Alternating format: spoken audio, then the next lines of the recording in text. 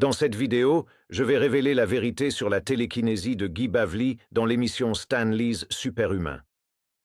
Voici un récapitulatif rapide. Le présentateur de Stanley's Superhumain, Daniel, rencontre Guy Bavely pour savoir si ses prétentions à la télékinésie sont réelles. Sceptique quant au pouvoir de Guy, le présentateur lui demande de démontrer ses talents. Guy prend une cuillère, la fait tourner sans la toucher, en passant sa main au-dessus.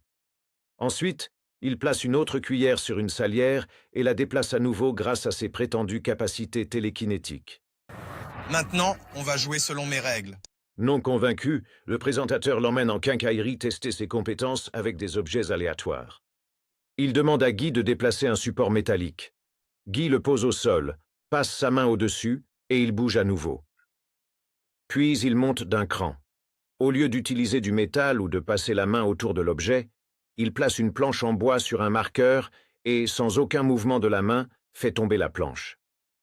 Ensuite, l'animateur lui demande de plier une clé, s'assurant qu'aucune chaleur ne soit utilisée. Une caméra infrarouge surveille la température, et Guy parvient quand même à la plier. Il demande même au présentateur de refermer sa main sur la clé, et quand il la rouvre, la clé est clairement plus pliée qu'avant. Je suis perdu, je ne sais plus quoi penser. Un scientifique teste ensuite son activité cérébrale. Mais avant le test, Guy fait d'autres prouesses télékinétiques, comme demander au présentateur de fermer les yeux et de compter combien de fois il se sent touché, tandis que Guy agite juste sa main près de lui. Même sans contact, le présentateur dit avoir senti 6 touchés. Dans un autre tour, Guy effleure le nez du scientifique avec une plume, et le présentateur le ressent aussi. Pour l'ultime test, Guy est branché à une machine EEG. Un stylo est en équilibre sur un verre, et devant tous, il le déplace. J'étais sceptique, mais au retour des mains.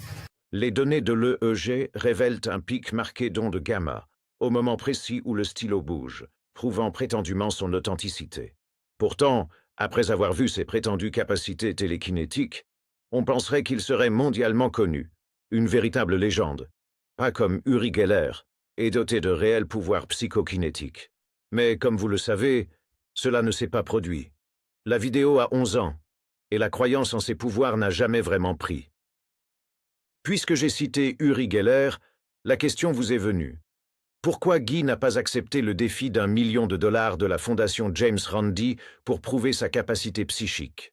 Il a convaincu un scientifique à la télé, alors pourquoi pas Randi? Il est amusant de voir que pour prouver sa capacité surhumaine rare, Guy choisit une émission sans crédibilité. Et je ne suis pas le premier à le dire. Il est interviewé par ce type. Il s'appelle Daniel Browning Smith. Qui est ce type? Un décrocheur de maternelle avec des super pouvoirs de souplesse sur la chaîne History? Les chaînes de la connaissance ne devraient-elles pas propager le savoir? Honnêtement, le seul propos sensé de Daniel dans cette vidéo est là. Pas de fils enroulés, comment? C'est parce qu'en analysant les 3 premiers mouvements d'objets de Guy par télékinésie, les 3 clips ont un point commun. Sa main est toujours très proche de l'objet qu'il a l'intention de déplacer. La plupart des magiciens auraient immédiatement saisi le trucage utilisé, mais pour ceux qui ne connaissent pas les boucles, ce sont des fils élastiques extrêmement fins. Ils sont noués en cercle et se portent généralement au poignet du magicien. Dans cette démonstration, un élastique est utilisé pour montrer la manipulation. Dès que vous êtes prêt à employer la boucle, vous saisissez une extrémité et la ramenez pour l'enrouler autour de votre main. Cela forme un espace entre votre paume et la ficelle, ce qui permet à vos doigts de votre autre main de l'étendre. En sachant ça, on comprend mieux comment Guy Bavely a préparé la cuillère. En visionnant la séquence, le manche de la cuillère traverse l'espace où il a la boucle à la main droite. Il glisse le manche dedans et pose la cuillère sur la table. Ainsi, la boucle est alors enroulée autour du manche et de sa main. Du moment qu'il reste à proximité, la cuillère ne bougera pas.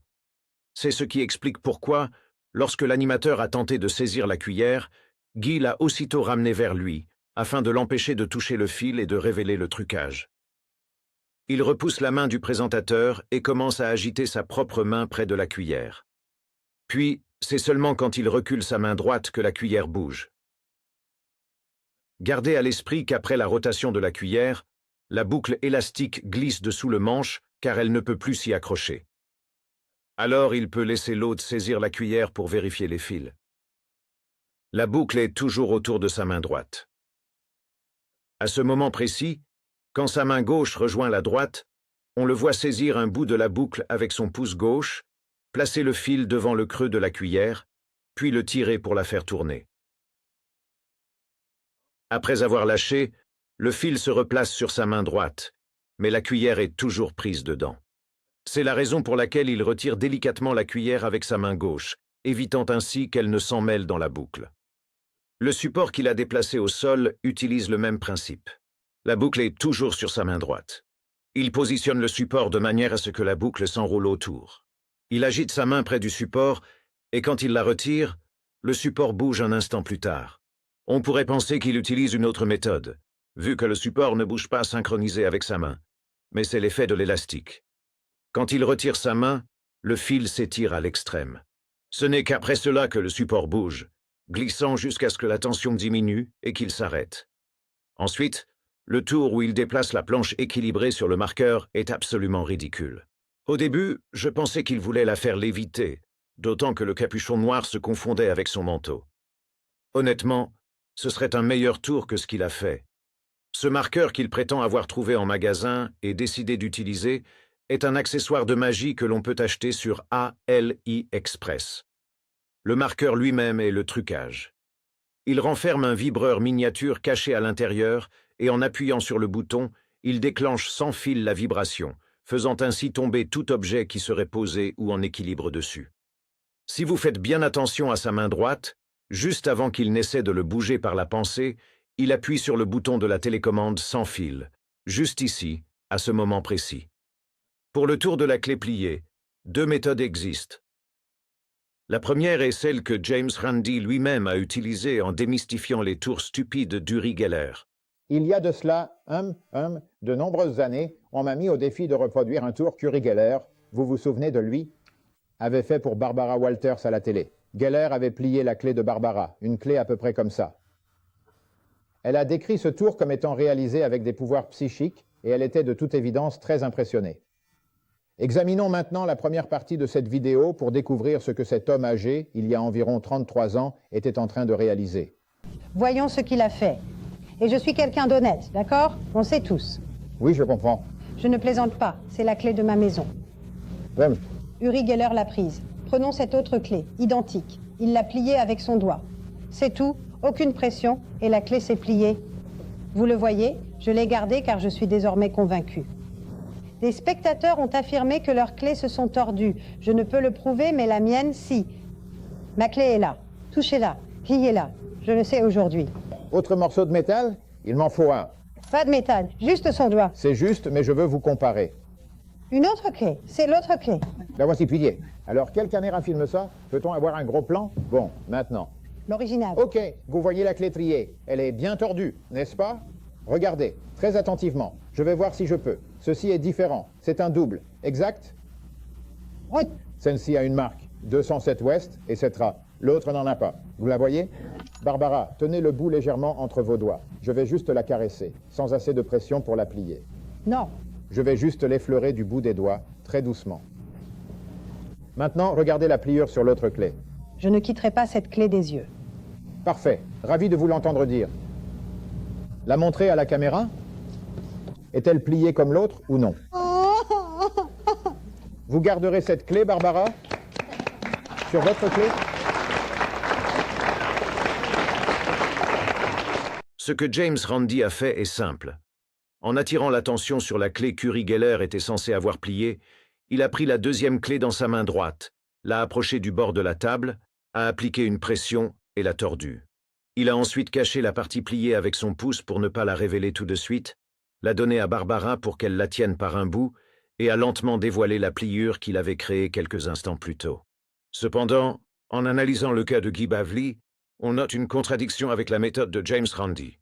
Guy tient la clé, bien visiblement, sans qu'il soit nécessaire de dissimuler la courbure avec son pouce, et pourtant, la clé continue de se tordre. Qui plus est, après que la clé est légèrement pliée, il la remet à l'hôte, qui tient une caméra infrarouge. On voit clairement la clé, et après que Guy a fermé son poing puis l'a rouvert, la clé est visiblement plus pliée qu'elle ne l'était. Cela implique une méthode différente, la deuxième que j'ai mentionnée, qui nécessite que la clé elle-même soit truquée. La clé que Guy Bavely utilise, il l'a apportée avec lui au magasin. On ne voit jamais le présentateur lui donner une clé au hasard. À la place, il y a une coupe directe vers la scène où Guy la tient déjà. Cette clé truquée, appelée Shift, est vendue par les illusionnistes. Elle se courbe lorsque la chaleur est appliquée, que ce soit par les mains de l'exécutant ou par le poing fermé du volontaire. Peter McKinnon a démontré la manière dont cette clé se plie au creux de la main et ne retrouve pas facilement sa forme première. Elle est plutôt rigide. C'est pourquoi la caméra infrarouge n'a rien détecté d'anormal. La chaleur nécessaire pour plier la clé a simplement été absorbée par le corps du magicien ou du volontaire, et c'était suffisant. Alors, ce tour suivant est un classique chez les magiciens, appelé le toucher invisible. Et le fait qu'il le fasse les yeux fermés ne soutient absolument pas sa prétention de pouvoir télékinétique. Quiconque comprend comment fonctionne le toucher invisible sait que ça repose sur une double réalité. Ce que nous, les spectateurs, voyons est une chose. Ce que le volontaire aux yeux bandés ou fermés ressent est totalement différent. Comme leurs yeux sont fermés, ils ne se fient qu'au toucher et au son. Le magicien leur demande de se concentrer uniquement sur le nombre de touches qu'ils ressentent, pas sur le moment, ni sur l'endroit. Nous voyons Guy sans contact, présumant une force invisible les touchant. Mais si le volontaire avait les yeux ouverts, il saurait quoi chercher. Et ce qu'il remarquerait, c'est un fil invisible frôlant sa main pendant que Guy agite les siennes. Dans ce cas, il n'utilise pas de boucle élastique.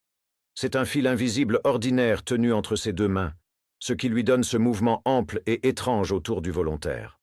La deuxième variante du toucher invisible, où effleurer le nez du scientifique avec une plume ferait ressentir la même chose à l'animateur, utilise la même méthode. Seulement cette fois, Guy emploie des boucles. Pour bien saisir le comment, observons un instant David Blaine exécutant le même numéro avec Jamie Foxx et sa fille. Il passe sa main au-dessus de leurs deux visages sans les toucher, puis prend une carte à jouer et la frotte sur le nez de sa fille. Quand il demande à Jamie s'il a senti, Jamie dit oui. David n'a visiblement jamais touché Jamie. Il tenait une boucle élastique à la main droite, son pouce gauche à l'intérieur, tendant le fil, le frottant ainsi sur le nez de Jamie. Jamie, les yeux fermés, ne pouvait pas voir ce qui s'était réellement passé. Entre-temps, le public a vu David frotter le nez de sa fille. David a ensuite posé une question simple. « L'avez-vous senti ?» En répondant « oui », Jamie a semblé le ressentir, même si ce n'était pas le cas. Si la question avait été « M'avez-vous senti vous toucher à l'instant ?» le tour n'aurait pas si bien marché. C'est précisément là que les producteurs de Stan Lee's Superhumain se sont montrés trompeurs. Ils ont coupé au montage le moment où Guy Bavely a frotté la boucle élastique sur le nez du présentateur et n'ont montré que la partie où la plume frôlait le scientifique. Dans le cas du mouvement du stylo, un fil fin est attaché au stylo avec de la cire de magicien. L'autre extrémité est raccordée à son corps. On peut clairement le voir manipuler le stylo, le poser, puis l'équilibrer sur le verre. S'il ne l'avait pas touché, il n'aurait jamais pu mettre en place cette soi-disant illusion de télékinésie. Et comme tous ses tours, celui-ci est aussi entièrement manipulé par Guy. Une fois la mise en place terminée, sa main droite fait le travail. Comme le fil est relié à son corps, avancer sa main tire le stylo de manière synchronisée. Mais ni le scientifique ni le présentateur n'ont pensé à vérifier le stylo. Il était là, juste devant eux. La seule raison pour laquelle Guy Bavely fut déclaré surhumain à la fin de l'émission fut le résultat de l'EEG, un pic d'onde gamma spectaculaire au moment où le stylo aurait bougé par télékinésie. Selon le scientifique présent, un tel pic survient uniquement lors d'activités cérébrales intenses ou de crise. Et voilà comment Guy a été salué comme quelqu'un capable de déplacer des objets par la pensée. Mais il y a un gros défaut dans cette démonstration, plusieurs même. Une machine EEG mesure l'activité électrique cérébrale, des signaux captés par des électrodes sur le cuir chevelu. Le processus est très sensible. Un tic facial, un clignement ou une tension de la mâchoire peuvent causer des pics trompeurs. Si l'on observe le montage de cette prétendue expérience, c'est encore plus ridicule. Les électrodes étaient reliées par des câbles grand public à un simple ordinateur portable. Pas de blindage, pas d'amplificateur médical, rien d'un environnement scientifique contrôlé. Ça ressemblait plus à un projet d'école qu'à un véritable test neurologique. Pour un bon montage EEG, surtout pour détecter un pic gamma précis, des amplificateurs à haute impédance, des chambres blindées et un logiciel filtrant le bruit électrique sont requis. Les ondes gamma sont les plus faciles à fausser. Le mouvement, le clignement des yeux, les interférences ou de mauvais câbles les dénaturent. Rien que cela aurait dû invalider cette lecture. En réalité, le fait qu'il y ait eu un pic prouve à quel point l'installation était non filtrée et peu fiable. En science, ce n'est jamais accepté. Mais devant une caméra, c'est assez pour convaincre un Débile de maternelle. qu'ils assistaient à un véritable pouvoir psychique. Vu qu'on démystifie déjà les tours de Guy Bavely, pourquoi pas un de plus? Par exemple, lors d'une de ses apparitions dans l'émission Maître de l'illusion, qui est en fait une émission pour magiciens, il a invité 2 infirmières sur scène. L'une d'elles a placé un moniteur cardiaque sur sa poitrine et l'autre sur ses doigts. L'infirmière leur a ensuite demandé de saisir son bras et de signaler le pouls en sonnant une cloche dans l'autre main, montrant que son cœur battait toujours. Puis, elles ont cessé de sentir le pouls. Le moniteur cardiaque est même devenu plat, prouvant apparemment qu'il était capable d'arrêter son battement de cœur, puis de se ranimer progressivement. Le secret ne tient pas à ses capacités de télékinésie, mais à une ancienne technique de restriction sanguine. Pour ce faire, on dissimule un petit objet sous l'aisselle, chaussettes roulées, cale en caoutchouc ou autre. Ensuite, l'artiste presse subtilement son bras fermement contre son torse.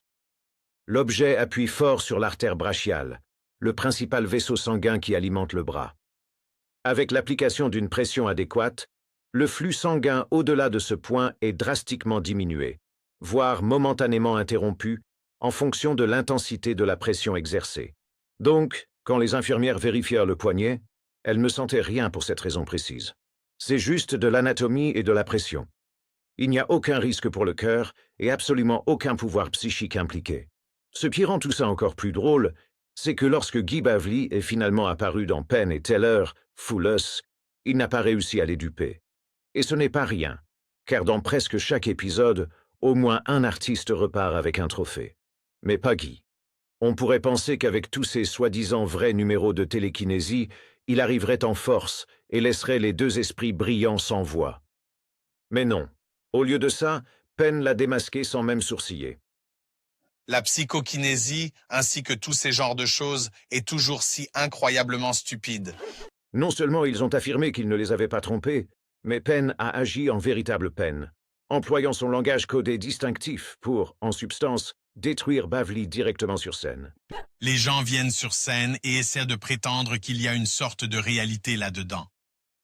Et soyons honnêtes, si vous savez comment Penn parle, ce n'était pas juste des rejets polis. Parce que le public est là et se dit « on sait que vous nous mentez ». Penn le sait, vu l'épisode de Stan Lee's Superhumain. Il sait que Bavely présente son numéro de bouger les objets par la pensée. Et c'est toujours très gênant. Derrière ce masque, seule la vérité demeure. À la prochaine.